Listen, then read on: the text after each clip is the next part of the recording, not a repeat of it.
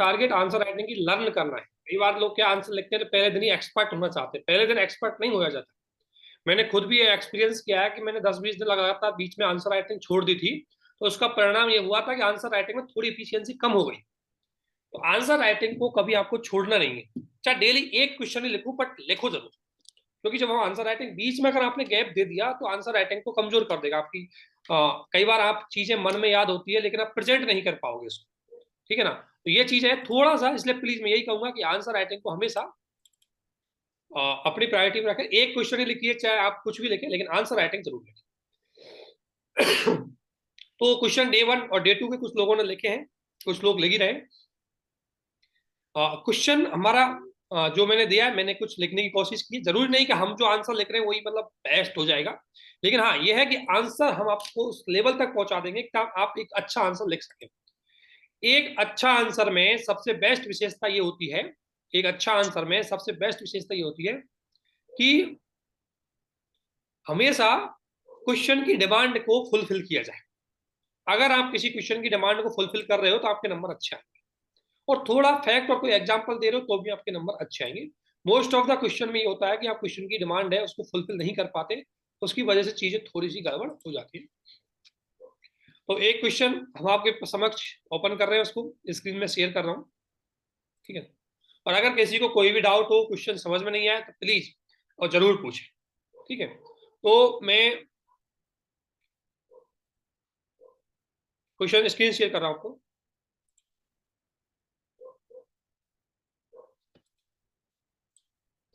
ये screen share कर दी है, क्वेश्चन दिख रहा होगा। और ये क्वेश्चन पहला जीएस फर्स्ट का था, और ये टॉपिक था आपका, जो टॉपिक था आपका ये था ब्रिटिश साम्राज्य से संबंधित टॉपिक था, ठीक है। और सबसे पहले जब भी आप कोई क्वेश्चन को आंसर राइटिंग करने जा रहे हो तो पहला काम कीजिए कि क्वेश्चन की डिमांड को पढ़िए। क्वेश्चन को एक बार पढ़िए और उसके कितने पार्ट हो सकते हैं, उसको कैसे लिखना है, उसको थोड़ा समझना बहुत जरूरी होता है।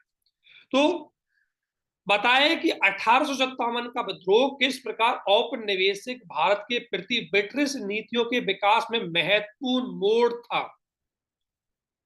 यानी कि जो ब्रिटिश नीतियां थी, जो ब्रिटेन की कंपनी के द्वारा जो भारत में शासन स्थापित किया गया था 1857 के बाद, उनमें क्या क्या चेंजेस हुए, उन्होंने कैसे अपना एक परिवर्तन लेके आए, वो इनका मेन मुद्दा है कि आखिरकार 1857 के विद्रोह के बाद किस तरीके से चीजें उन्होंने चेंज की। चाहे उनकी पॉलिटिकल पॉलिसी हो, चाहे उनकी सोशल पॉलिसी हो, चाहे उनकी कल्चरल पॉलिसी हो, चाहे उनकी इकोनॉमिक पॉलिसी हो, चाहे उनकी अदर कोई भी एडमिनिस्ट्रेटिव पॉलिसी हो, किस तरीके से उन्होंने चीजें चेंज की और क्यों चेंज की, वो आपके क्वेश्चन की बेसिक डिमांड है। तो 1857 के क्वेश्चन में ऐसा क्या हुआ 1857 क्रांति में कि उनको ये सारी चीजें चेंज करनी पड़ी। तो थोड़ा सा क्या रहता है, इस क्वेश्चन में बेसिक डिमांड है कि उनकी नीतियों में कैसे चेंज हुआ, ठीक है ना, वो आपको बताना है।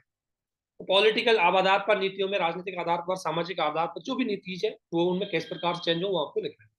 लेकिन सबसे पहले आपको ये लिखना है कि आपको इसका एक इंट्रोडक्शन बनाना है।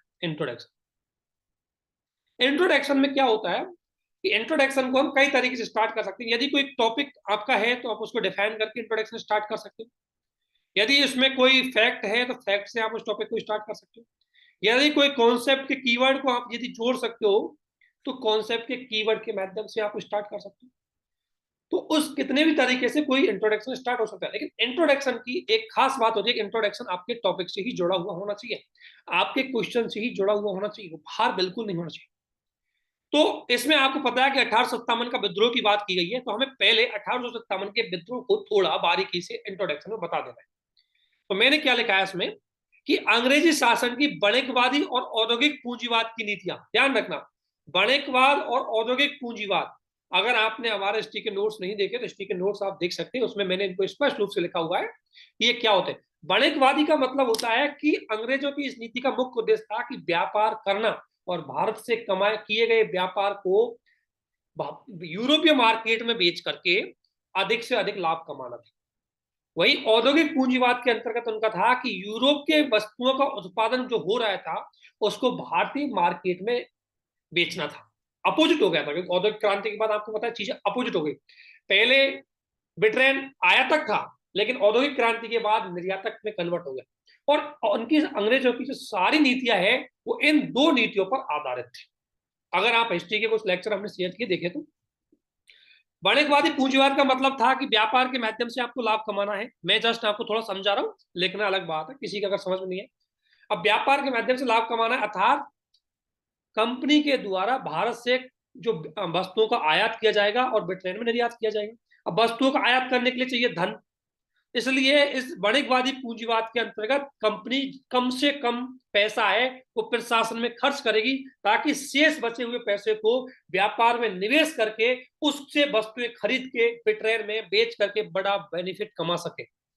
ये था आपका वाणिज्यवादी पूंजीवाद। इसलिए आपने देखा होगा 1773 से लेकर के 1813 तक की अगर घटनाएं आप देखोगे तो ब्रिटेन ने कम से कम युद्धों में डायरेक्ट इन्वॉल्वमेंट हुआ है। वो खुद इन्वॉल्वमेंट नहीं हुआ, या तो किसी और के थ्रू हुआ है। वो कल्चरल जो सामाजिक दृष्टिकोण है उसमें ज्यादा हस्तक्षेप नहीं किया, प्रशासन में ज्यादा चेंजेस नहीं किया, क्योंकि जब आप प्रशासन में ज्यादा चेंजेस करोगे तो आपको खर्च ज्यादा करना पड़ता है। इसलिए आपने देखा होगा 1813 तक ब्रिटेन ने कोई खास चेंज हमारे यहाँ पर नहीं किया, कंपनी ने हमारे यहाँ पर कोई खास चेंज नहीं किया। दूसरा है औद्योगिक पूंजीवाद। औद्योगिक पूंजीवाद के अंतर्गत उनका उद्देश्य था कि भारत को एक बड़े मार्केट के रूप में विकसित किया जाए। अब देखो, यदि आप भारत को मार्केट बनाना चाहते हो तो भारत पे ज्यादा से ज्यादा आपका डायरेक्ट कंट्रोल होना चाहिए, क्योंकि दूसरा राज्य आपकी वस्तुओं को बेचने देगा या नहीं देगा कोई गारंटी नहीं है। इसलिए आपको ब्रिटेन वस्तुओं को यदि भारत में बेचना है, ब्रिटिश वस्तुओं को, तो भारत के राज्यों पे ज्यादा से ज्यादा डायरेक्ट कंट्रोल आपको करना होगा। इसलिए आपने देखा होगा 1813 से लेकर के 1857-58 तक इनकी जो नीति है वो औद्योगिक पूंजीवाद पर आधारित थी। इसलिए ज्यादा से ज्यादा इन्होंने भारतीय राजाओं को, भारतीय राज्यों को कंट्रोल में लिया, चाहे मराठा साम्राज्य हो, पंजाब साम्राज्य हो, मैसूर साम्राज्य का प्रत्यक्ष कंट्रोल हो, सारे राज्यों, सिंध साम्राज्य का कंट्रोल हो, प्रत्यक्ष कंट्रोल इसी दौरान लिया था।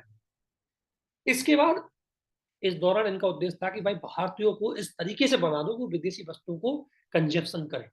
इसलिए इन्होंने अंग्रेजी शिक्षा चलाई, भारत की संस्कृति में हस्तक्षेप किया, भारतीय समाज सुधार किए। समाज सुधार का इनका उद्देश्य था कि भारतीयों को मन से ब्रिटिश वासी बना दो, ताकि वो ब्रिटिश वस्तुओं का उपभोग कर सके। इसलिए इन औद्योगिक पूंजीवाद की नीतियों, ये दो नीतियों की वजह से भारत में राजनीतिक, शासन, संस्कृति, समाज, हर क्षेत्र पर नकारात्मक प्रभाव पड़ा, जिसकी प्रतिक्रिया 1857 के महान विद्रोह के रूप में हुई। इस तरीके से आप इसका इंट्रोडक्शन लिख सकते हैं। मैं ये दो शब्द आपको समझाने में ज्यादा टाइम लगेगा, लेकिन आपको ये पता होना चाहिए कि इन दो शब्दों का मतलब क्या है। तो ये दो नीतियां थी। देखो, मैंने दो कीवर्ड डाले इसमें, और ये दो कीवर्ड सारी बातें कह देते हैं। लेकिन इसके लिए दोस्तों, जब आप इतना अच्छा आंसर तब आप पहुंचा पाओगे तब थोड़ा सा प्रैक्टिस करोगे। इसलिए यदि शुरू में आपको मतलब थोड़ी गड़बड़ी आए तो मतलब घबराना नहीं है कि भाई मैं तो नहीं कर पा रहा।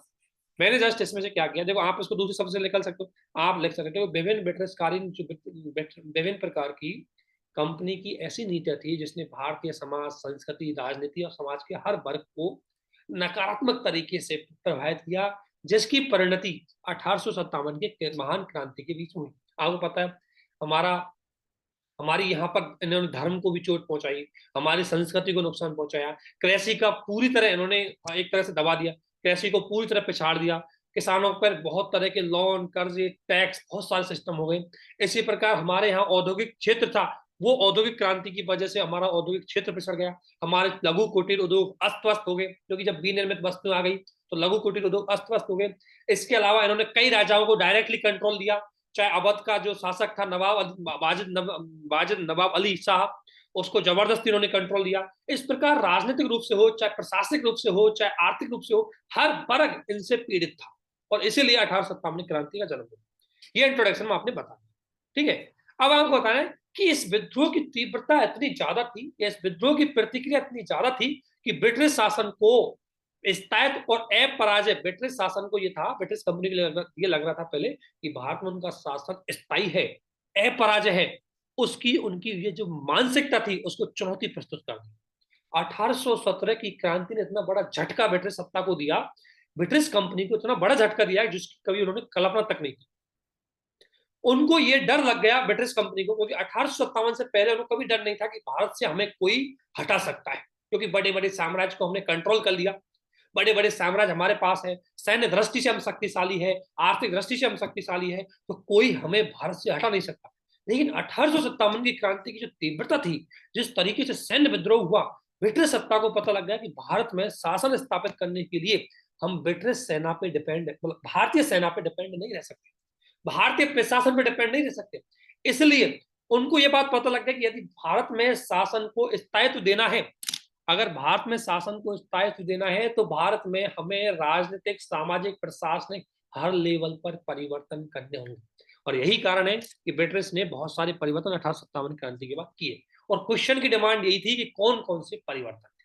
तो मैंने एक तो चाहे आप डायग्राम बना सकते हो, इसमें संक्षिप्त में दिखा सकते हो जब आपके पास, क्योंकि चूंकि क्वेश्चन 250 वर्ड का है, अगर 250 वर्ड का है तो आप इतना अच्छे से उसको एक्सप्लेन कर सकते हो कि 1857 क्रांति के बाद उनके किस तरीके से चीजें चेंज हुई। ठीक है, तो उन ब्रिटिश नीति में क्या बदलाव हुआ ये मैंने इसमें बता दिया कि जैसे उन्होंने क्या वित्तीय निवेश की नीति अपनाई कि भारत में अब ज्यादा से ज्यादा वित्तीय निवेश किया जाए ताकि भारतीय औद्योगिकरण आगे बढ़े और भारतीय उद्योगपतियों को हमारे कंट्रोल में लिया जाए। राजनीतिक क्षेत्र में इन्होंने अधिग्रहण की नीति त्याग दी, क्योंकि आपको पता है 1857 की क्रांति के पीछे चाहे झांसी राज्य हो, चाहे मेरठ राज्य हो, चाहे आपका बाजिद अली वाला नवाब का अवध राज्य हो, उन्होंने इसके प्रति विद्रोह क्यों किया? क्योंकि इसलिए विद्रोह किया क्योंकि उन्होंने उनके राजा को चुनौती पहुंचाई, उनके राजा को चुनौती पहुंचाई, और राजा के प्रति उनका जो सम्मान था वो जनता को बड़ा मतलब दुर्घटनापूर्ण लगा। ठीक है ना? तो इसलिए आपने हिस्ट्री में एक चीज पढ़ी होगी, जब आप थोड़ा सा, मतलब क्वेश्चन से बाहर में वो चीज बता रहा हूँ, आप थोड़ा हिस्ट्री पढ़ो ना, तो हिस्ट्री को कभी इतिहास की तरह मत पढ़ो, उसको कनेक्ट करो। आप इतिहास की कोई घटना नहीं, जैसे आप इतिहास में इतिहास की कोई घटना बताओ कि भाई 1757 का जब प्लासी का युद्ध हुआ, 1764 का जब बक्सर का युद्ध हुआ, जब दोनों युद्ध ब्रिटेन जीती गई थी, ब्रिटिश कंपनी, तो आखिरकार क्या कारण थे कि उन्होंने डायरेक्ट कंट्रोल नहीं किया?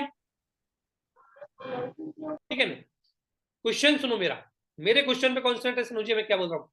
जब 1757 के अंतर्गत जब उन्होंने शासन को, मतलब 1757 का युद्ध जीत लिया और 1764 का युद्ध जीत ही लिया, तो फिर आखिरकार उन्होंने डायरेक्ट कंट्रोल क्यों नहीं किया? तो ये डायरेक्ट कंट्रोल इसलिए नहीं किया, दो कारण थे इसके पीछे। पहला कारण था कि उनको पता था कि यदि हम डायरेक्टली यहां से किसी नवाब को हटा देंगे तो जनता विद्रोह कर देगी, जनता के विद्रोह को हम दबा नहीं पाएंगे। दूसरा कारण था कि यदि हम डायरेक्टली कंट्रोल बंगाल में करेंगे तो हमें सैन्य और प्रशासनिक खर्चा करना पड़ेगा, और इससे हमारे व्यापार के लिए पैसा नहीं बचेगा, और जब व्यापार के लिए पैसा नहीं बचेगा तो व्यापार कैसे करेंगे? इसीलिए उन्होंने 1757 के और 1764 के फांसी के युद्ध के बावजूद भी डायरेक्ट नियंत्रण नहीं किया, बल्कि एक कठपुतली राजा को बैठा दिया था। चाहे मैसूर युद्ध जीतने के बाद की बात कर लो, चाहे मराठा युद्ध जीतने के बाद की बात कर लो, उन्होंने किसी भी युद्ध में 1813 से पहले डायरेक्टली कंट्रोल अपने हाथ में नहीं लिया था। उसका कारण क्या था? उनको पता था कि डायरेक्टली कंट्रोल लेने के बाद दो घटनाएं हो सकती है, या तो जो सेना है जो अपने राजा के प्रति वफादार थी, वो सेना हमें चोट पहुंचा सकती है, और दूसरी वो जनता जो सेना के राजा के प्रति वफादार थी, वो जनता विद्रोह कर सकती है, और तीसरी, अगर हम प्रशासन पे डायरेक्टली कंट्रोल करेंगे हमें बड़ी मात्रा में एक्सपेंडिचर करना पड़ेगा, और यदि बड़ी मात्रा में हमने एक्सपेंडिचर किया तो हम व्यापार पर ज्यादा निवेश नहीं कर पाएंगे।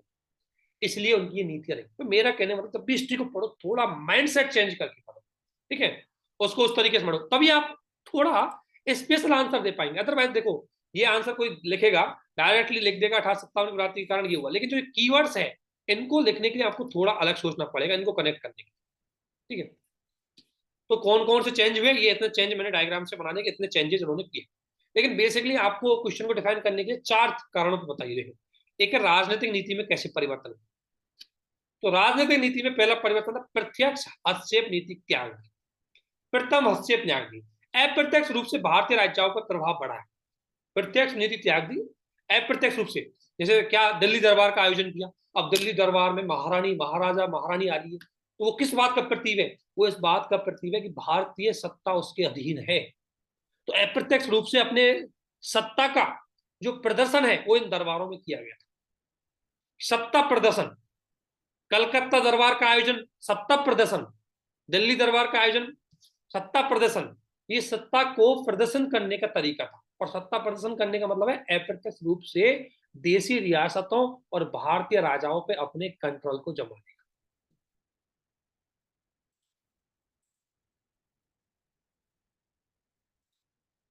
ठीक है ना? अब मुझे बताया किसी को डाउट तो नहीं है? तो देखो, नीति चेंज हुई है। क्वेश्चन ने डिमांड की है कि 1857 क्रांति के बाद नीतियां कैसे बदली।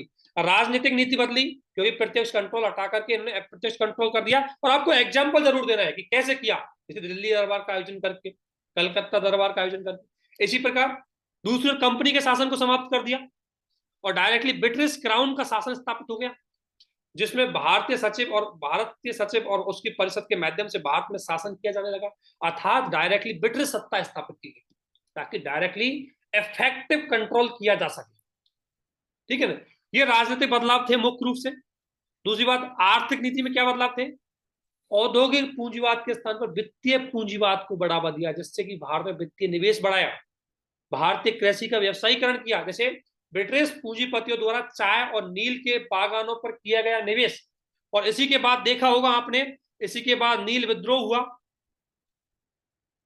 इसी के बाद चाहे आप बात कर सकते हो नील विद्रोह की हो गई। इसी के बाद आप असम के जो बागान है उनके जो श्रमिकों के द्वारा किया गया विद्रोह, किसकी घटना है? ये इसी आर्थिक नीति का परिणाम। लेकिन इन्होंने आर्थिक नीति कैसे बदली? पहले इनकी आर्थिक नीति थी कि हम ब्रिटिश औद्योगिक वस्तुओं को भारतीय बाजार में बेचेंगे, लेकिन अब इनकी आर्थिक नीति चेंज हो गई। कैसे? अब इनका था वस्तुएं बेचेंगे नहीं, अब जो हमने पैसा कमाया है ना उसको भारत में निवेश करके और ज्यादा पैसा कमाना है। जैसे भारतीय कृषि में निवेश करेंगे, चाय के बागानों में निवेश करेंगे, चाय के बागानों में निवेश करके चाय के माध्यम से यूरोप की मार्केटों में, दुनिया की मार्केटों में चाय को बेच करके पैसा कमाएंगे। आर्थिक नीति चेंज कर दी और इसी आर्थिक नीति से भारत को फिर भी नुकसान पहुंचा। तीसरा, सैन्य मजबूती। ब्रिटिश कंपनी को यह बात भली भांति पता लग गई कि यदि भारत, क्योंकि उनकी सेना में भारतीय ज्यादा थे और 1857 की क्रांति का विद्रोह भारतीयों ने किया था, इसलिए उनको डर हो गया कि यदि हम भारतीय सेना पे डिपेंड रहे तो कभी हमें धोखा दे सकती है। इसलिए उन्होंने जैसे अनुपात चेंज कर दिया, बंगाल में ज्यादा यूरोपीय लोग कर दिए, बंगाल में ज्यादा। एक अनुपात एक बार चेक कर लेना थोड़ा सा। जैसे यूरोपीय उत्तर भारत में उन्होंने क्या किया कि जो भारतीय सेना है उसमें यूरोपीय सेना का अनुपात को बढ़ा दिया। इसके अलावा एक और लाइन इसमें लिख सकते हो, भारत में जातीय आधार पर सैन्य टुकड़ी का विभाजन, जैसे जाट रेजिमेंट, पंजाब रेजिमेंट। इन्होंने ऐसा क्यों किया? क्योंकि जाट और पंजाब को आपस में लड़ाने के लिए। तो इन्होंने हमारी सेना में एकता स्थापित नहीं हो इसलिए उसको जाति आधार पर बांट दिया। तो इस तरीके से इन्होंने सैन्य मजबूती स्थापित की।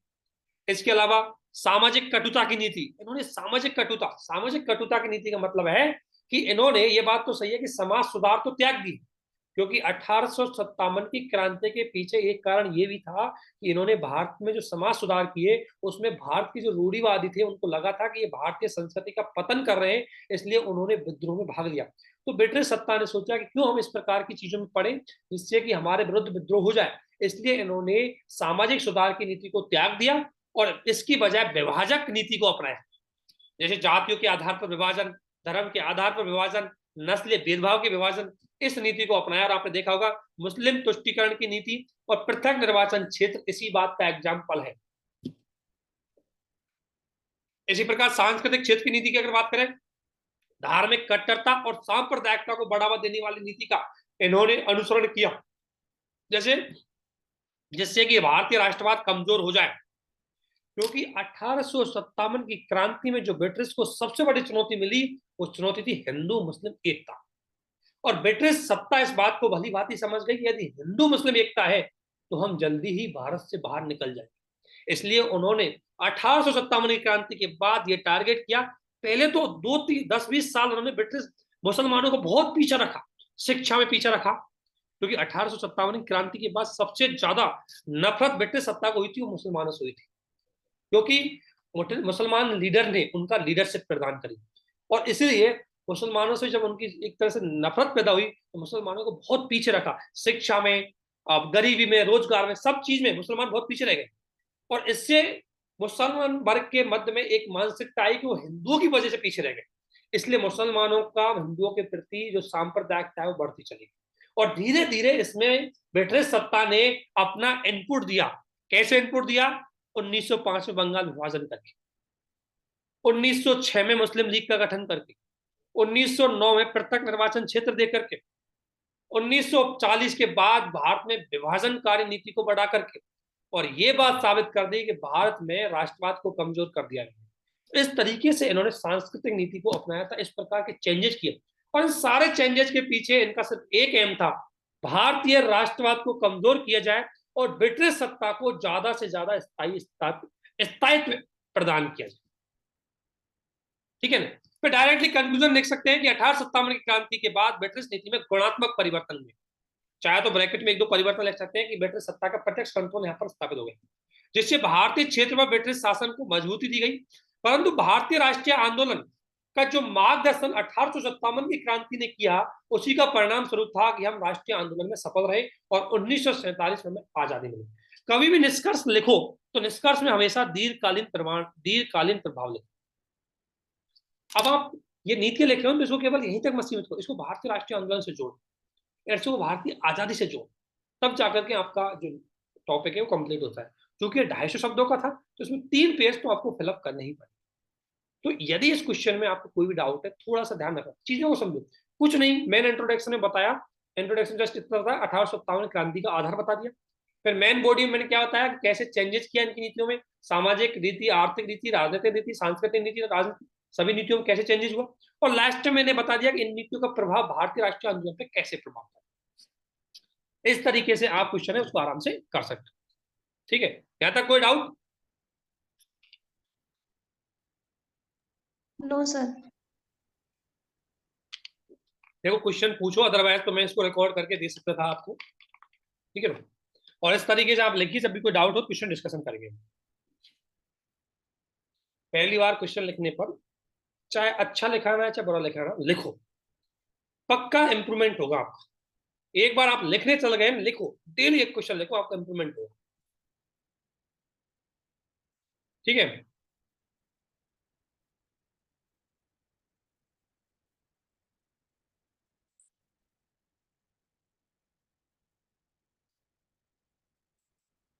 अगला क्वेश्चन देखते हैं। देखो, पानीपत की तीसरी लड़ाई 1761 में लड़ी गई थी, आप सभी जानते हैं इस बात को। पानीपत की जो तीसरी लड़ाई है 1761 में लड़ी गई थी। तो पानीपत में इतनी महत्वपूर्ण साम्राज्य हिला देने वाली लड़ाइयां क्यों लड़ी गई? आखिरकार ऐसा क्या कारण था कि सारी इंपॉर्टेंट युद्ध, चाहे पानीपत का प्रथम विश्व युद्ध के, सॉरी पानीपत का प्रथम युद्ध आप जानते हो, पानीपत के प्रथम युद्ध ने सत्ता परिवर्तित की। सत्ता परिवर्तित कैसे की? सल्तनत काल से मुगल काल स्थापित किया। बाबर विजयी हुआ, लोधी पराजय हुआ, इसलिए सल्तनत काल से मुगल काल स्थापित हुआ। पानीपत का तृतीय युद्ध इंपॉर्टेंट कैसे रहा? क्योंकि उसने मुगल शासन को स्थायित्व दिया। क्योंकि हेमू को हराने के बाद अकबर की पकड़ दिल्ली मुगल शासन पे मजबूत हो गई थी। और पानीपत का तीसरा युद्ध, जिसने ये साबित कर दिया कि मराठे भारत में शक्ति नेतृत्व प्रदान नहीं करेंगे। मराठों को पानीपत के तीसरे युद्ध के बारे में बोला जाता है कि पानीपत के तीसरे युद्ध ने एक बात को स्थापित कर दी, और वो बात क्या स्थापित करी कि मराठे कभी भी दिल्ली पे लीडरशिप नहीं करेंगे, कभी भी दिल्ली पे सत्ता स्थापित नहीं कर पाएंगे। क्योंकि पानीपत के तीसरे युद्ध में जिस तरीके से मराठे पराजय हुए, उसके बाद मराठों की शक्ति पूरी कमजोर हो गई। तो ये तीनों युद्ध जो स्ट्रेटेजिक रूप से, सामरिक दृष्टि से और भारतीय इतिहास के मध्यकालीन इतिहास के लिए बहुत महत्वपूर्ण युद्ध थे। ये तीनों ही युद्ध आखिरकार पानीपत में ही क्यों हुए, ये क्वेश्चन की बेसिक डिमांड। ठीक है, तो देखो, सबसे पहले इंट्रोडक्शन में पानीपत के बारे में थोड़ा सा बताओ। एक तो मैपिंग बना दो छोटी सी, और पानीपत बता दो, ये पानीपत है और ये दिल्ली, दो चीज जरूर दिखाओ, दिल्ली को जरूर दिखाओ क्योंकि दिल्ली सत्ता का केंद्र है। अब पानीपत मैप बना दिया आपने छोटा साइड में, ठीक है ना। अब आप देखो पानीपत की सामरिक स्थिति ने पानीपत को 3 महत्वपूर्ण युद्धों की स्थली बनाकर इतिहास में शक्ति परिवर्तन के क्षेत्र के रूप में महत्वपूर्ण बना दिया। मतलब आप चाहे तो लैंग्वेज सिंपली लिख सकते हो, लेकिन मैंने थोड़ा सा उसको ज्यादा अच्छे से करने की कोशिश करी। तो आप लिख सकते हो कि पानीपत की सामरिक स्थिति ने पानीपत को 3 महत्वपूर्ण युद्धों की युद्ध स्थली बनाया, और इसीलिए पानीपत भारतीय मध्यकालीन इतिहास में बहुत महत्वपूर्ण रोल निभाता है। बहुत महत्वपूर्ण तरीके से इसकी चर्चा होती है। ये इंट्रोडक्शन में आप लिख सकते हो छोटा सा, ठीक है। सर इसे थोड़ा सा चूंकि बाबा इस की क्वेश्चन ने बोला कि महत्वपूर्ण लड़ाइयां यही लड़ी गई, थोड़ा सा मुझे अगले पैराग्राफ में महत्वपूर्ण लड़ाइयां बतानी होंगी, तो मैंने बता दी महत्वपूर्ण लड़ाइयां कि सर पानीपत बाबर का के पहला, बारे में बाबर बता लोधी का देंगे? प्रथम युद्ध, अकबर हेमू के बीच दूसरा युद्ध, और मराठा अब्दाली के बाद तीसरा युद्ध ने भारतीय इतिहास में महत्वपूर्ण साम्राज्य परिवर्तन किए। जो महत्वपूर्ण भूमिका निभाई, परिवर्तन किए। तो थोड़ा सा मुझे युद्धों के बारे में, तीनों युद्धों के बारे में बताना था, क्योंकि वो क्वेश्चन की डिमांड थी।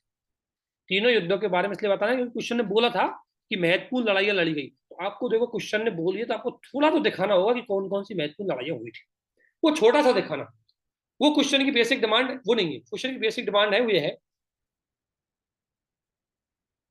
बिल्कुल स्टार्ट कर सकते हैं आप बाबर के बारे में। देखो क्वेश्चन की स्टार्टिंग कई तरीके से हो सकती है। क्वेश्चन की स्टार्टिंग आप बाबर से भी कर सकते हैं क्वेश्चन की स्टार्टिंग, लेकिन चूंकि हम पानीपत सेंट्रिक रहेंगे तो ज्यादा रहेगा। पानीपत सेंट्रिक, पानीपत पे अगर केंद्रित होकर के इस क्वेश्चन का जवाब देंगे तो वो ज्यादा रहेगा, ठीक है ना। बाकी बाबर से कर सकते, लेकिन 3 युद्धों की बात हो रही है इसलिए हम बाबर से ही ना करके इसको, क्योंकि अगर बाबर से करोगे तो लिमिट हो जाएगा क्वेश्चन। तो ठीक है, ये आपने पानीपत के बारे में बताया, ये थोड़ा सा तीनों महत्वपूर्ण युद्धों के बारे में बताया। अब आपको बताया क्यों लड़ी गई, आखिरकार ये लड़ाइयाँ, सभी लड़ाइयाँ क्यों लड़ी गई हैं, आखिरकार जो सभी लड़ाइयाँ थी वो यहीं पर क्यों लड़ी गई, वो महत्वपूर्ण है, ठीक है ना। तो देखो, पहला, पानीपत की सामरिक स्थिति। पानीपत की जो जगह है ना वो जियो स्ट्रेटेजिक रूप से बहुत इंपॉर्टेंट है। जियो स्ट्रेटेजिक का मतलब है किसी क्षेत्र की जगह उसकी पूरी सुरक्षा को महत्वपूर्ण तरीके से प्रभावित करती हो। तो पानीपत दिल्ली को पूरी तरह इफेक्ट करता था। तो देखो, पानीपत दिल्ली शासन के उत्तर पश्चिम में था और दिल्ली की सुरक्षा हेतु शत्रु की सेना को पानीपत में रोकना आवश्यक था। जैसे इब्राहिम लोदी के लिए बाबर को रोकने के लिए पानीपत सबसे बेस्ट जगह थी, और इसीलिए इब्राहिम लोदी पानीपत में गया और बाबर की सेना को रोका और दोनों में युद्ध हुआ। इसलिए पानीपत में युद्ध हुआ। एक क्यों कर, क्योंकि पानीपत की जो स्थिति है, लोकेशन है, वो सुरक्षा की दृष्टि से अति महत्वपूर्ण है। आप देख सकते हो पानीपत को देखो और फिर उसके बाद दिल्ली, दिल्ली और पानीपत में ज्यादा डिस्टेंस नहीं है। अगर कोई व्यक्ति पंजाब से आएगा, अगर कोई व्यक्ति पाकिस्तान से आएगा, अगर कोई व्यक्ति मध्य एशिया से भारत को अटैक करेगा, तो पानीपत में दिल्ली सल्तनत मतलब दिल्ली शासन को हमेशा अपने शासन की सुरक्षा के लिए उसको पानीपत में पहले ही रोक देना होगा, अदरवाइज सत्ता गंवानी पड़ सकती है, ठीक है ना, बिल्कुल। एक तो इसलिए, दूसरा पॉइंट दिया है इसमें मैंने, देखो एग्जाम्पल जरूर देते रहना है। जैसे बाबर की सेना को इब्राहिम लोदी ने पानीपत में रोका। दूसरा, पानीपत का भूगोल, पानीपत की जो ज्योग्राफी है वो पानीपत के युद्ध, वो युद्धों के लिए महत्वपूर्ण हो जाती है, क्योंकि पानीपत एक समतल मैदान है और युद्ध हमेशा दो बड़े सेनाओं के बीच में युद्ध होगा तो ये समतल मैदानों में होगा, ठीक है ना। तो इसलिए पानीपत में, क्योंकि एक तो समतल मैदान है और दूसरी बात पानीपत के आसपास दो नदियां, घग्गर का क्षेत्र और ये यमुना क्षेत्र का, यमुना नदियां प्रवाहित होती थी, तो नदियां भी बहती थी और सेना को शिविर के लिए पानी के लिए चाहिए, तो नदी भी उपलब्ध है, मैदान भी खुला हुआ है, इसलिए ज्यादातर सेना यहीं पर अपना डेरा लगा दी थी। इसलिए पानीपत में ही महत्वपूर्ण युद्ध घटित हुए। इसके अलावा पश्चिम प्रवेश द्वार, अगर मध्य एशिया से या पश्चिम से भारतीय साम्राज्य पर अगर कोई हस्तक्षेप करना चाहता था तो उसको पानीपत वाला क्षेत्र ज्यादा उपयोगी होता था। वहीं दिल्ली साम्राज्य को यदि उस शक्ति को रोकना था, उसके लिए भी पानीपत सामरिक दृष्टि से महत्वपूर्ण था। जैसे पानीपत का तीसरा युद्ध अहमद शाह अब्दाली और मराठा के बीच में हुआ था। मराठा दक्षिण मतलब मध्य भारत से लेकर के पानीपत तक अपने आप को लेकर के गए, और दूसरी ओर अहमद शाह अब्दाली अफगानिस्तान से लेकर के पानीपत तक आया। तो वो भारत में कंट्रोल करने के लिए आया, मराठा उनको रोकने के लिए आया, क्योंकि उस समय मराठा सबसे बड़ी शक्ति थी और इसलिए इनको भारतीय प्रवेश द्वार पर ही रोकने के लिए पानीपत में इनको युद्ध करना पड़ा। तीसरा, ये जो पश्चिम से पूर्व में कनेक्टिविटी थी उसका केंद्र में ये पड़ता, जैसे पानीपत है वो ग्रांड ट्रैक रोड आपने देखा होगा, शेरशाह सूरी द्वारा लाहौर से जो कलकत्ता तक का ग्रांड ट्रैक रोड बनाया गया है, तो सेना को आसानी से वहां पर आने की आवाजाही हो सकती है। इसलिए पश्चिम से आने वाली सेना इसी रास्ते से होकर आती थी, तो उसको रोकने के लिए पानीपत में दिल्ली को जाना पड़ता था, दिल्ली शासन को पानीपत में जाना पड़ता। इन कारणों की वजह से अगर हम बात करें तो पानीपत में महत्वपूर्ण लड़ाइयां हुई। और लास्ट में निष्कर्ष में छोटी सी एक लाइन लिख दो कि पानीपत की भू सामरिक स्थिति महत्वपूर्ण युद्धों की स्थली बना दी थी। पानीपत की जो स्थिति है, जो लोकेशन है, वो पानीपत को महत्वपूर्ण युद्धों के लिए युद्ध स्थली बना देता है, और यही कारण हुआ कि पानीपत में महत्वपूर्ण युद्ध लड़े गए। तो 4-5 पॉइंट देकर के आप ये साबित करो कि पानीपत पर लड़ाई क्यों लड़ी, यही इस क्वेश्चन की डिमांड है, ठीक है। यहां तक कोई डाउट?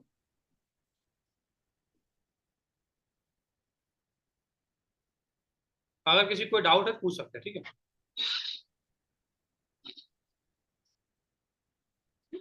ठीक, अगला, अदरवाइज हम रिकॉर्डिंग तो रखेंगे, आपको रिकॉर्डिंग भी शेयर कर देंगे। अगला क्वेश्चन है, अगला है जीएस2 का क्वेश्चन जो आपको बताया गया था। बेसिकली ये क्वेश्चन देखो, जीएस2 में क्वेश्चन थोड़े टिपिकल हो जाते हैं, समझने की थोड़ी दिक्कत आते हैं। मैं थोड़ा सा बताता हूँ। क्या आप इस बात से सहमत है कि संसदीय विशेषाधिकारों के दुरुपयोग और उसके द्वारा व्यक्तिगत मौलिक अधिकारों में की जाने वाली कटौती के कारण इन्हें संहिताबद्ध करने की आवश्यकता है? यानी कि मैं आराम से पढ़ूंगा। ये क्वेश्चन कह रहा है कि एक और तो संसदीय विशेषाधिकारों के दुरुपयोग को बता रहा है कि संसदीय विशेषाधिकारों का दुरुपयोग जिससे व्यक्ति के मौलिक अधिकार सीमित हो रहे हैं, तो क्या हमें इनको संहिताबद्ध करने की आवश्यकता है? संहिताबद्ध करने का मतलब इनको डिफाइन करने की। अभी आपको पता है कि संसदीय विशेषाधिकार डिफाइन नहीं है। तो क्वेश्चन की बेसिक डिमांड यह है कि एक तो आपको ये बताना है कैसे ये दुरुपयोग है और कैसे ये व्यक्ति के अधिकारों को सीमित कर, इसके 2-3 एग्जाम्पल आपको देने, और उसी आधार पर फिर आपको पैराग्राफ एक इंट्रोडक्शन में क्या करना है। देखो इंट्रोडक्शन में आपको बताना है विशेष अधिकार, ये तो आपको इंट्रोडक्शन में बताना है। मेन बॉडी में आपको 2 पॉइंटों पे काम करना है। एक पॉइंट तो होगा आपका, एक पॉइंट काम करेंगे आप कि संसदीय अधिकार वर्सेज व्यक्तिगत अधिकार, इन दोनों में कैसे टकराट होता है, और इन दोनों में टकराट यदि होता है तो कैसे संसदीय अधिकारों के द्वारा व्यक्तिगत अधिकारों को दबाया गया था, इसका एग्जाम्पल आपको यहां देना। और अगला बताना है फिर एक और पॉइंट कि देखो इन दोनों में जब ये दुरुपयोग किया गया इसलिए इनका संहिताबद्ध होना जरूरी है। लेकिन साथ में आपको निष्कर्ष देना है उसके बाद, और निष्कर्ष में आपको संतुलन को अपनाना है, क्योंकि ध्यान रखना संसदीय विशेषाधिकार भी अति महत्वपूर्ण है, क्योंकि वो संसद के जो सांसद होते हैं, जो जनता के प्रतिनिधियों का, जनता की आवाज, जनता के प्रतिनिधि होते हैं, उनको वो अधिकार प्राप्त होते हैं। आप सभी जानते हैं एक व्यक्ति का अधिकार और एक सांसद के अधिकार में बहुत अंतर है। एक सांसद का अधिकार मतलब है कि जिस 10 लाख जनसंख्या के द्वारा उसको चुना गया है उनके अधिकारों की बात होती है, ठीक है। इसलिए हमें दोनों चीजों को थोड़ा सा ध्यान में रखना है। तो देखो इंट्रोडक्शन में आप थोड़ा सा विशेष अधिकारों के बारे में बता सकते हो, बहुत बढ़िया कीवर्ड यूज करो। देखो क्योंकि संसदों को अधिकार क्यों है, क्योंकि संसदीय लोकतंत्र की बात हो रही है। तो संसदीय लोकतंत्र में जनता की इच्छाओं की सामूहिक अभिव्यक्ति, ध्यान रखना, जनता की इच्छाओं की सामूहिक अभिव्यक्ति क्या होती है? सांसद होते हैं। कौन होता है? सांसद होते हैं। कौन होता है? विधायक होता है। कौन होता है? हमारी संसद जनता की इच्छाओं की अभिव्यक्ति। कार्यपालिका की जवाबदेही, संसद कार्यपालिका को जवाबदेही बनाने के लिए कोई भी क्वेश्चन पूछ सकती है। अगर संसद के पास विशेषाधिकार नहीं हो तो कार्यपालिका के पास तो सीबीआई है, पुलिस है, सब कुछ है, दबा दे। लेकिन इसलिए संसद के विशेष अधिकार दिए गए। मैं ये बताना चाह रहा हूँ कि संसद ये विशेष अधिकार क्यों दिए गए, तो देखो जनता की इच्छाओं की अभिव्यक्ति के लिए, कार्यपालिका को जवाबदेही बनाने के लिए, यानी कार्यपालिका पे कंट्रोल करने के लिए, शक्ति पृथक्करण के लिए। भाई शक्ति पृथक्करण का मतलब है कि देखो संसद के कार्य अपने अलग होते हैं, संसद अपने कार्यों में खुद डिसीजन निर्णय लेती है, वो न्यायपालिका में नहीं जाएंगे। ये क्या है? संसद का विशेष अधिकार है। तो इसलिए संसद का पृथक्करण के लिए, संसद की सर्वोच्चता स्थापित हेतु भारतीय संविधान ने संसदीय अधिकारों का प्रावधान किया है।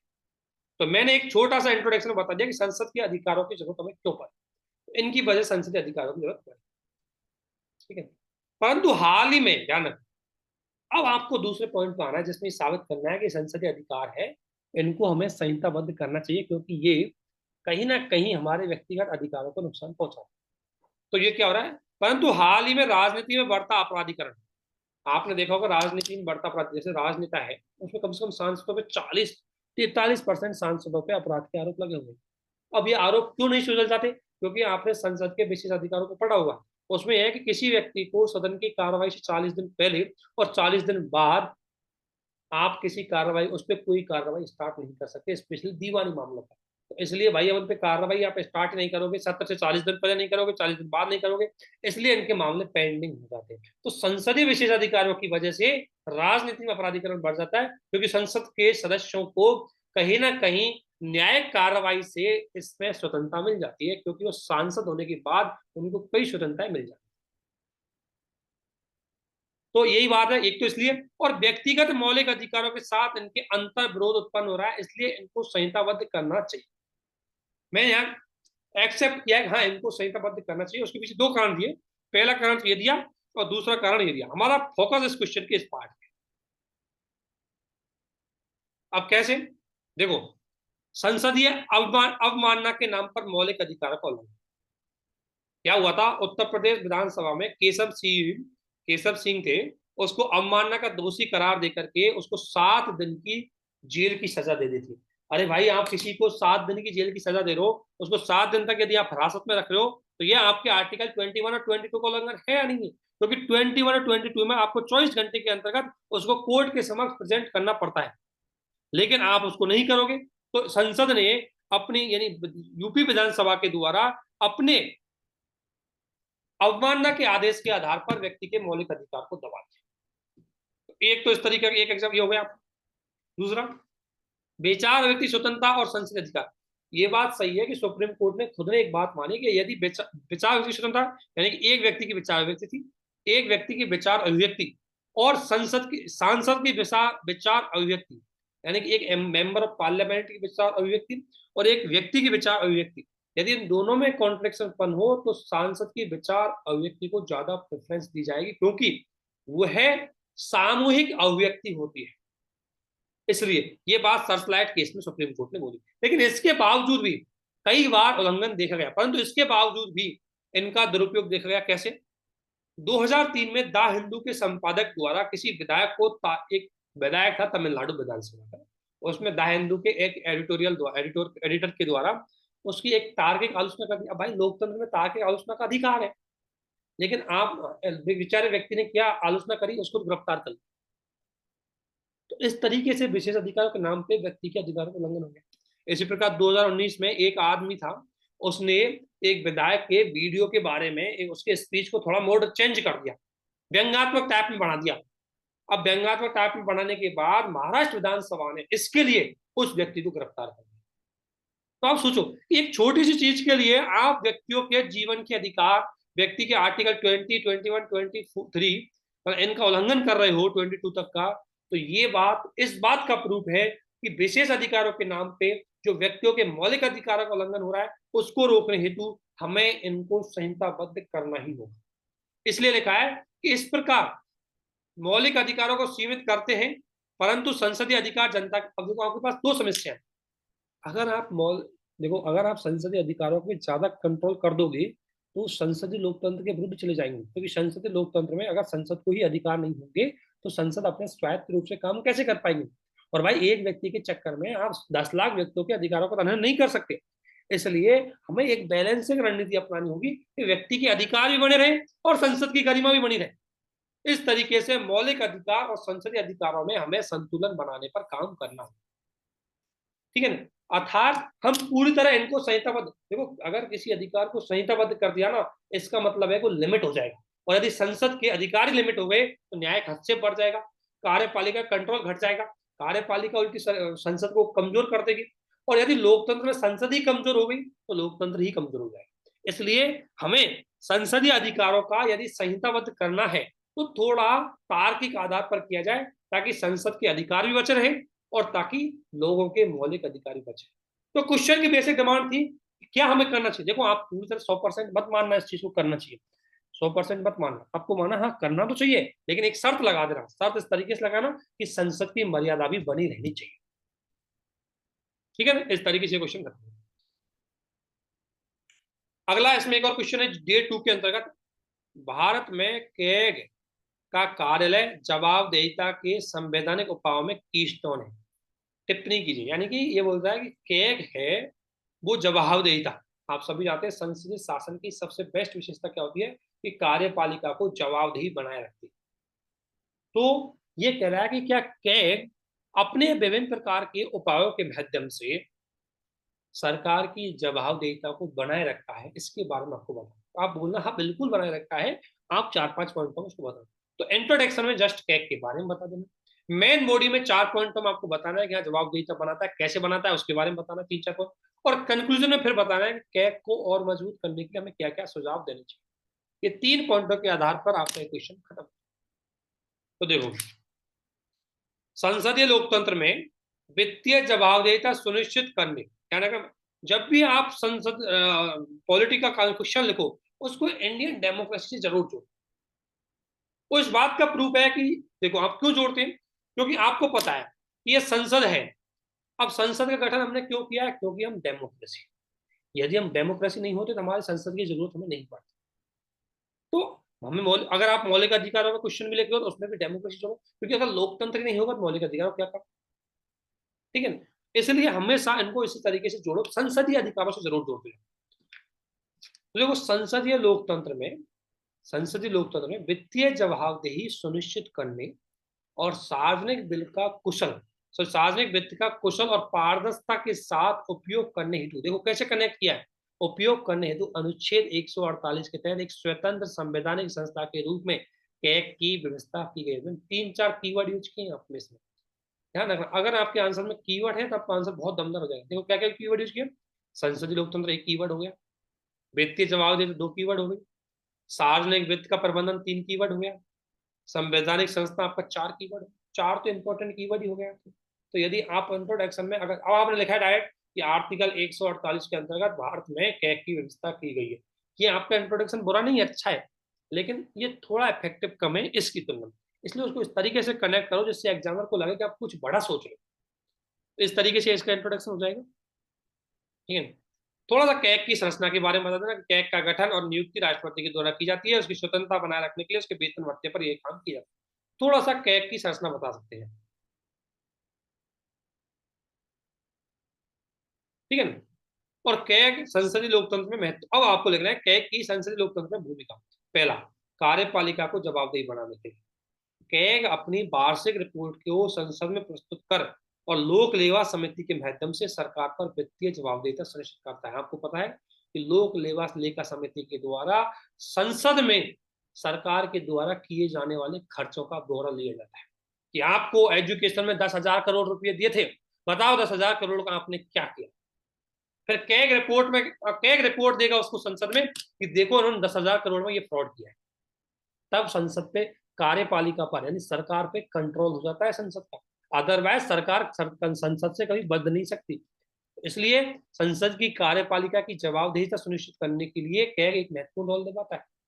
दूसरा, सरकारों का लेखांकन और ऑडिटिंग करके, ये सरकार है स्टेट गवर्नमेंट का दोनों काम करता है, लेखांकन भी करता है ऑडिटिंग करता है, और सेंट्रल गवर्नमेंट है उसकी ऑडिटिंग करता है। इस प्रकार के काम करके महत्वपूर्ण अनियमितता और भ्रष्टाचारों को उजागर करता है। जैसे कोयला घोटाला का उजागर किसने किया, इसी ने किया। व्यापम घोटाला एमपी में हुआ, उसमें इसकी का रोल था। 2G स्पेक्ट्रम घोटाला हुआ, उसमें भी इसका रोल था। तो महत्वपूर्ण घोटालों को उजागर करने में, क्योंकि ये ऑडिटिंग करता है तभी कमियां पकड़ता है और तभी फाइंड आउट करता है किसी ने कैसे भ्रष्टाचार किया है, तो उसमें ये महत्वपूर्ण भूमिका निभाता है। सार्वजनिक वित्त का प्रबंधन में कैग के द्वारा सार्वजनिक खर्चों की ऑडिटिंग करके जो सरकार ने खर्चा किया है उसका उपयोग देखती है, उसके परिणाम देखती है कि क्या आउटपुट सही रहा या नहीं रहा, उसी आधार पर आकलन करती है। अदरवाइज इसको लगता है कि सरकार ने पैसा खर्च गलत किया है तो उस पर अपनी नेगेटिव रिपोर्ट संसद में प्रस्तुत करती है, फिर संसद उन व्यक्तियों सरकार पर कार्रवाई कर सकती है। तीसरा, सुशासन स्थापित करने में भी इसका रोल है। कैसे, कैग के द्वारा विभिन्न प्रकार की जो सरकारी योजनाएं चलाई जाती है उनका मूल्यांकन किया जाता है, उनको चेक किया जाता है और उनके परिणामों की जांच की जाती है और फिर उसके लिए सुझाव भी देती है कैग। जैसे कैग ने बोला कि उर्वरक पर आप जो सब्सिडी दे रहे हो इसको तार्किक बनाओ। कैग ने यहाँ तक बोला कि आप बिजली में जो सब्सिडी देते हो उसको तार्किक बनाओ। कैग मनरेगा की ऑडिटिंग करती है ताकि मनरेगा का सही से क्रियान्वयन हो रहा है नहीं हो रहा, इसलिए कैग इनकी ऑडिटिंग करके सरकार को जवाबदेही बनाती है, ठीक है ना। 4-5 पॉइंट दे दिए, आपने प्रूव कर दिया कि किस तरीके से कैग सरकार की जवाबदेहिता बना रखने के लिए महत्वपूर्ण साधन के रूप में काम करता है, ठीक है ना। इस प्रकार कैग एक महत्वपूर्ण संस्था है, लेकिन सबसे बड़ी इसकी थोड़ी कमी बतानी है। कमी क्या है कि इसकी प्रकृति क्या है, कैग की जो सलाह, कैग की जो रिपोर्ट होती है ना बाध्यकारी नहीं होती, सरकार उसको फॉलो कर सकती है या नहीं भी कर सकती, ठीक है ना। और दूसरा, कई बार कैग राजनीतिक दबाव में आ जाता है और इससे इसकी भूमिका को चुनौती प्रस्तुत हो जाती है। जब जब कैग यदि किसी सरकार के दबाव में आ जाएगा तो फिर आप इमेजिन करो कि कैग यदि सरकार के दबाव में ही आ जाएगा तो फिर सरकार की कमी कैसे निकालेगा। कैग तो सरकार का दुश्मन होना चाहिए तभी तो कमी निकालेगा, और यदि उसी पे राजनीतिक दबाव हो जाए तो अच्छे से काम नहीं कर पाएगा, तो ये कमी है। परंतु इसलिए इसको प्रभावी बनाने के लिए 1971 का एक अधिनियम आया था जिसके अंदर कैग की कार्रवाई चलती है, उसको थोड़ा चेंज किया गया और उसको थोड़ा ज्यादा स्वायत्ता बनाया जाए। इसके क्षेत्राधिकार है उसको ध्यान रखना, पब्लिक प्राइवेट पार्टनरशिप तक, क्योंकि अभी जो पहले तो ये अब तक ऑडिटिंग करता है सरकारी सरकारी का करता है, लेकिन आज तक आजकल क्या होने लगा कि सरकारी विभिन्न प्रकार के प्रोजेक्ट है पीपीपी के माध्यम से चलाती है, तो उनका भी इसको ऑडिटिंग करनी चाहिए ताकि उनमें होने वाली कमी को फाइंड आउट कर सके। ये थोड़ा सा आप इसका सजेशन लेकर के इसको थोड़ा इफेक्टिव बना सकते हो। इस तरीके से कैग का उत्तर आप लिख सकते हो। कैग वाला क्वेश्चन आता है यूपीएससी। एक क्वेश्चन आपसे संवैधानिक संस्थाओं के बारे में पूछता है, कैग है, अटॉर्नी जनरल है, या आपका कोई कमीशन के बारे में पूछ सकता है। इस तरीके के क्वेश्चन आपसे पूछे जाते हैं। तो आपको किसी भी प्रकार क्वेश्चन पूछना, मतलब किसी प्रकार क्वेश्चन का जवाब देना पड़ सकता है। प्लीज आप आंसर राइटिंग कीजिए। आंसर राइटिंग में 3 चीज ध्यान रखी हमने इसमें। मैंने क्या किया, कुछ सिंपल सा, कैग क्या होता है ये मैंने बता दिया। बस थोड़ा सा मैंने उसको कीवर्ड के थ्रू बताया ताकि वो इफेक्टिव हो जाए। पहली बार जब आप आंसर लिखो तो मत सोचो इफेक्टिव बने, आप लिखो कैग के बारे में लिख दो। आर्टिकल 148 के अंतर्गत एक कैग नामक संस्था का गठन किया गया। फिर आपको बताने लगा कि कैसे ये जवाबदेहिता बनाता है। तो उसके 3-4 पॉइंट मैंने आपको बता दिए। 4 पॉइंट बता दोगे 150 शब्दों के में आपको अच्छे से नंबर मिलेगा। और फिर आप लास्ट में थोड़ा सजेशन दे दो। लेकिन एक आया मत बोलना, इसकी कमियां जरूर बताना, चाहे एक शब्द में ही बताओ, लेकिन चुनौती जरूर बताना ताकि आपका आंसर अच्छा हो जाए। इस तरीके से हमने 4 क्वेश्चन को सोल्व किया यहाँ डे 1 और डे 2 के। इस तरीके से ट्राई करो क्वेश्चन को लिखने। कई लोगों ने लिखा है, बहुत अच्छा लिखा है, इसको हम शेयर भी कर देंगे। और ऐसा नहीं कि ये क्वेश्चन बहुत बेस्ट है, ये आंसर जो मैंने लिखा है बहुत बेस्ट है, इसको ऐसा नहीं। अब इसको मैं और लिखूंगा और दूसरे तरीके से लिख सकते हैं, थोड़ा और मॉडिफाइड हो सकता है। प्रैक्टिस से चीजें आती है, ठीक है ना। तो आपको थोड़ा सा आपको इसकी प्रैक्टिस करनी पड़ेगी, तभी आप इसको ज्यादा इफेक्टिव कर। अगर कोई डाउट है बताइए, अदरवाइज इसको हम बाइंड अप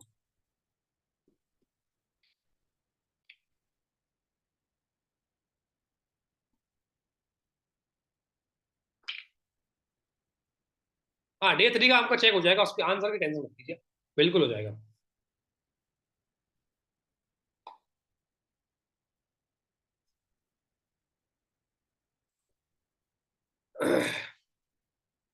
बिल्कुल आप कोई क्वेश्चन आंसर चेक मत कीजिए, लेकिन आप लिखने की कोशिश कीजिए। क्वेश्चन जरूर लिखिए, क्योंकि आदत बनानी पड़ेगी, अदरवाइज क्वेश्चन नहीं लिखा। देखो हम आपको मॉडल आंसर देने से, देखो हमारे मॉडल आंसर देखने से, और कई लोग कहते हैं कि हमारे जैसे जून का बैच चल रहा है उसमें हमने देखा, कई लोग बोलते हैं सर हमें मॉडल, कई लोगों ने आंसर नहीं लिखे, वो मॉडल आंसर पे कॉन्सेंट्रेशन होता है। मैं बता रहा हूँ आपको मॉडल आंसर से काम ज्यादा इंपॉर्टेंट काम है क्वेश्चन को खुद प्रेजेंट करना। हम आपको सिखाएंगे, इन्फॉर्मेशन आपको दे सकते हैं हम, लेकिन मेहनत आपको करनी पड़ेगी, तो उस पर फोकस कीजिए, ठीक है।